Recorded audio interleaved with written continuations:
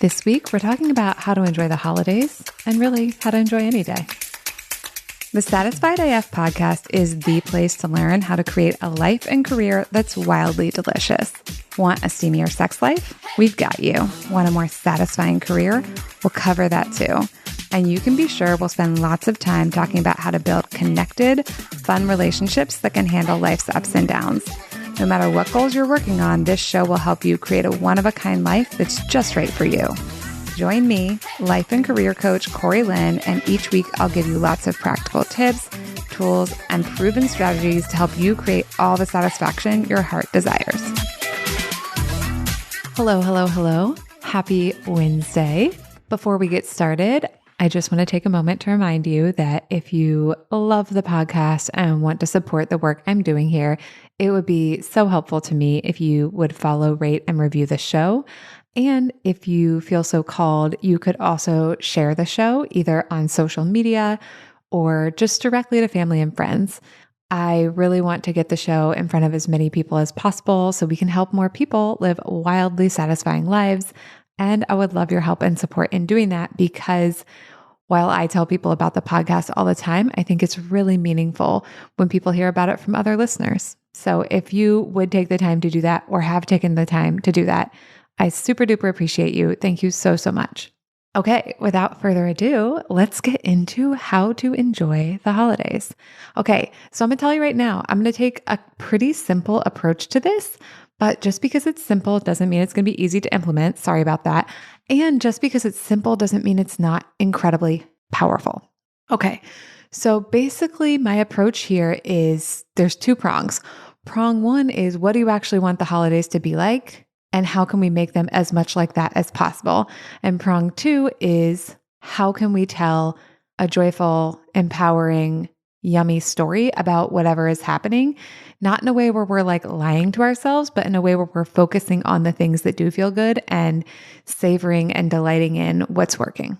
Okay, prong one.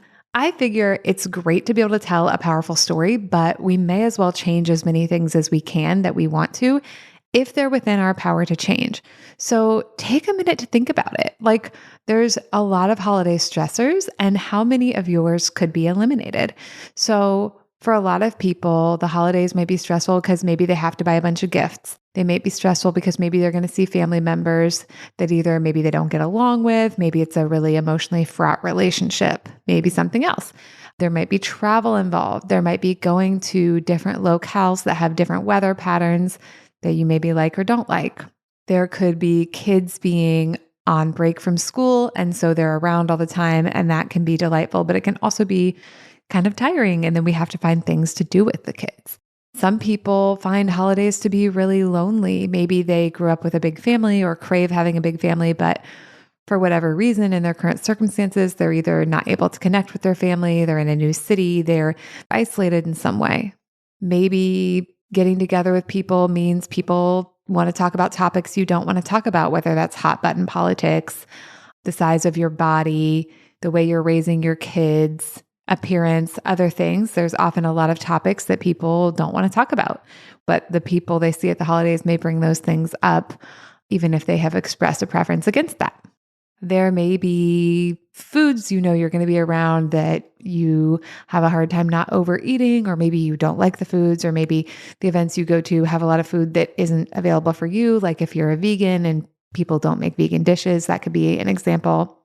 Those are just some that I see a lot online that I think are pretty common, but there's lots more, right? I don't know exactly what's going on with your holidays, or maybe like you have actually a really lovely holiday traditions that feel really good to you, and there's something else that's getting in your way of enjoying that, or maybe you already enjoy them and you just want to enjoy them like a bunch more because wouldn't that be fun?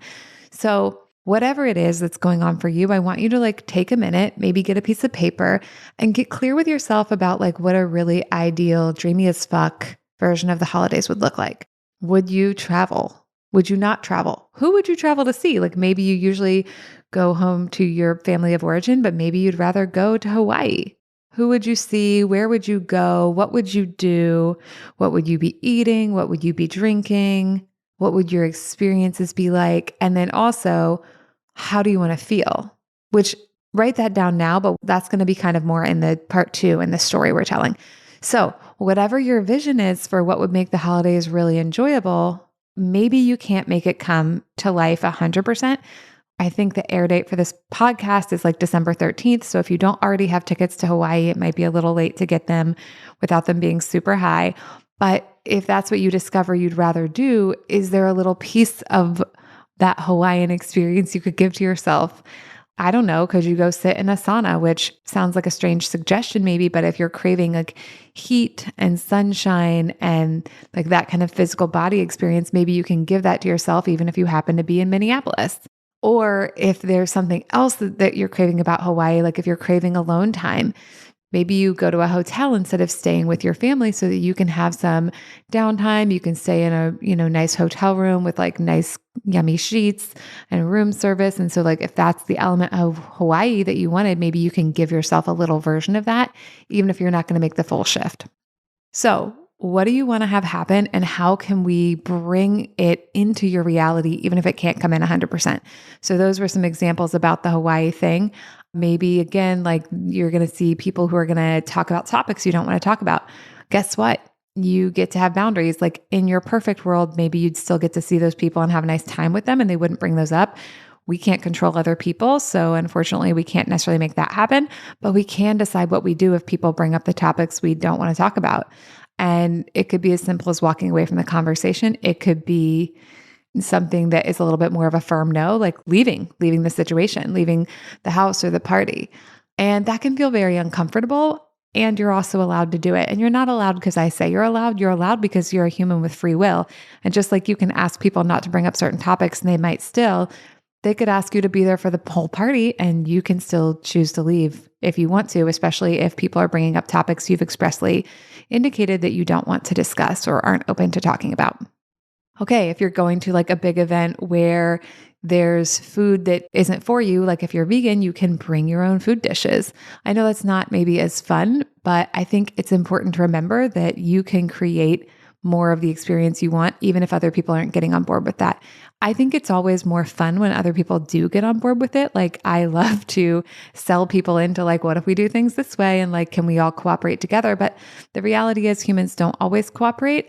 And just because they don't cooperate doesn't mean you can't have an enjoyable and maybe even magical time. But you might need to be the one who creates that for yourself if others are not cooperating in helping you create that. So this is the half where it's like, what circumstances can we change so that they're more what we want them to be? And for this in particular, it's also like, do you have written or probably more likely unwritten rules about how you have to be at the holidays that you could change? And some of those rules you can just change internally. You can just decide it's going to be different because I say it is. And some of those rules you might have a conversation with someone else about. Like if you have a tradition of everyone getting everyone else presents, you could pitch to the group, whether it's like your small family or your big family or your friend group, like, hey, can we draw names? Can we do white elephant? It doesn't have to be the way it's always been. And you can be the one to invite it to be different. And if it doesn't want to be different, you can decide if you're going to participate or not. I know for me, I asked Alex last year if we could do Christmas a little bit differently this year. So usually we get each other a few presents, including like a big present. And last year I was like, instead of getting all these presents, could we each have a mason jar? And into the mason jar, we put ideas for presents. And then on Christmas Day, we draw out all the ideas and then we pick the ones we want. And that's like kind of a bizarre idea. I don't even know how I came up with it. But sometimes you buy things for people and then it turns out those are like not exactly the things that they wanted or would have chosen. And so I thought it was a really cool idea. And like, so for Alex's jar, Alex would put in things she wants and I would also put in things I thought of for her. And then we would like pull them all out and like kind of reading them would be the ritual. And then we would decide what we were going to purchase. And the same for me, right? So I have my mason jar and I put in ideas for me and Alex puts in ideas for me. And then I get to like unravel all the ideas. I guess they're not really unraveled. They're probably just gonna be like folded in half because they're paper, right? I get to like unpack all the little ideas and delight in all of the like potential presents and then pick the ones that I actually really want to have in real life. I just thought it would be a fun, different way of doing things where the lead up to Christmas wouldn't be so much about like shopping and getting the perfect thing. Alex really likes the ritual of having a present on Christmas morning. So we're also going to buy one present each, right? So I'll get one for her and I'll do her stocking. She'll get one for me and she'll do my stocking. And so we'll still have that piece of like kind of the more traditional, but then we have this other thing we're just going to try it out this year. And then next year she kind of gets to pick what we're going to do. And then I will kind of add in my little pieces that matter to me. So that's just an example of it can be whatever you want. It doesn't have to match those rules you've been following probably for your entire life. So if there were no rules, what would you want the holidays to be like? I'm talking about Christmas because that's what we celebrate in a very secular way. You may celebrate different holidays, and whatever the holidays you celebrate, what are the spoken and unspoken rules for those holidays that exist, like within your head, within your family structure, within whatever culture you belong to, whatever groups you belong to? And then what do you want the rules to be? What do you want it to be like? And what changes could you make? And what changes matter enough for you to pursue? Like you could think through like, here's my ideal, and then be like, you know what? That's going to ruffle a lot of feathers and I don't actually care enough to do that. Or you could be like, that's going to ruffle a lot of feathers and I guess feathers are getting ruffled. Like that's what I want to do. Again, there are no right answers. It's just an envisioning of like what would be delicious. And then what of that envisioning do you want to actually bring into real life? Knowing that you can, and that visioning is half of it. And then all you have to do after that is make some choices, maybe talk to some people, and then follow through on whatever you've decided, which I'm making it sound very simple. But again, some of this may feel really uncomfortable if you're pushing back against unwritten rules that you've been following your whole life. So it's simple, doesn't necessarily mean it's going to be easy. Okay, so that's like what actual changes am I going to make? Now, the second part is how am I going to tell a powerful story no matter what happens? So you might do the visioning project, the visioning writing exercise, and have a vision for a holiday season that's very different than what you've done in a year. And then you might decide, I'm not going to do that. I don't want to do the effort of it. I don't want to deal with the backlash, like whatever. If you know what you want and you're not going to make the changes, I think that's okay, but like, don't beat yourself up about it, and don't beat reality up about being what it's going to be if you're going to choose not to make it different. So if you're going to choose to opt for the version you've always had, what kind of delicious story could you tell about that? If you're choosing to opt for what it's always been, even though you know it could be different, there's probably a reason why you're doing that. So can you celebrate that reason? Can you delight in it? Can you find joy in your own choosing, even if you're choosing something that isn't your exact most perfect preference? And I think this matters just as much if you are choosing to stop following the unwritten rules. So if you're choosing to do something different than what's expected of you or what you've always done, that's probably going to feel massively uncomfortable, and it might require a lot of courage. Like if you usually go home to your family of origin and you decide, guess what, I'm not, or if you usually stay with them and that matters a lot to them and you decide, guess what, I'm going to get a hotel, or if you usually get your kids 57 presents each and you decide this year you're going to get 3, there might be pushback from other people. People might be disappointed. They may have feelings. And so in order to tolerate that, and in order to like cultivate powerfulness in your decision, I think it's really helpful to just tell a powerful story of like, yeah, that was uncomfortable and it's worth it. Or yeah, I'm really brave. I'm demonstrating a lot of courage to be willing to change this. I'm doing something really powerful and really meaningful by choosing to cultivate more of what I want rather than doing what everyone else wants and then resenting them for it.